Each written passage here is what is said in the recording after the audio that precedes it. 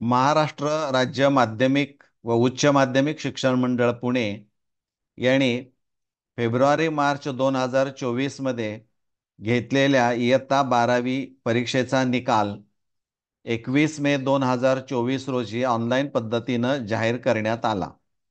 आता या परीक्षेमध्ये जे विद्यार्थी अनुत्तीर्ण झालेले आहेत, या विद्यार्थ्यांच्यासाठी एक पुरवणी परीक्षा घेण्यात येते की जुलै-ऑगस्ट 2024 मध्ये पुरवणी परीक्षा होणारी आहे.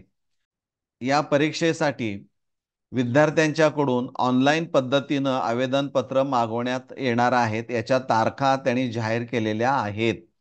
विद्यार्थ्यांनी उच्च माध्यमिक शाळा व कनिष्ठ महाविद्यालयामार्फत पुनर्परीक्षार्थी यापूर्वी नाव नोंदणी प्रमाणपत्र प्राप्त झालेले खाजगी विद्यार्थी असतील की जे परीक्षेस प्रविष्ट न झालेले आहेत किंवा श्रेणी सुधार असेल किंवा तुरळक विषय घेऊन प्रविष्ट होणारे जे विद्यार्थी असणार आहेत किंवा ITI विषय घेऊन प्रविष्ट होणाऱ्या विद्यार्थ्यांची आवेदनपत्रे ही ऑनलाईन पद्धतीनं सादर करावयाच्या तारखा इथं दिलेल्या आहेत.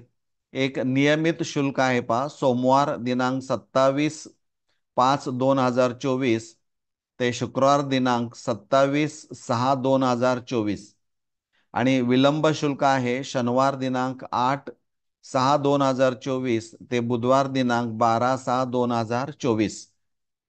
म्हणजे इथं जे नमूद केलेले जे विद्यार्थी असणारे आहेत, या विद्यार्थ्यांनी आपल्या कनिष्ठ महाविद्यालयामधून अर्ज भरावयाचे आहेत आणि ते ऑनलाईन पद्धतीनं भरायचे आहेत.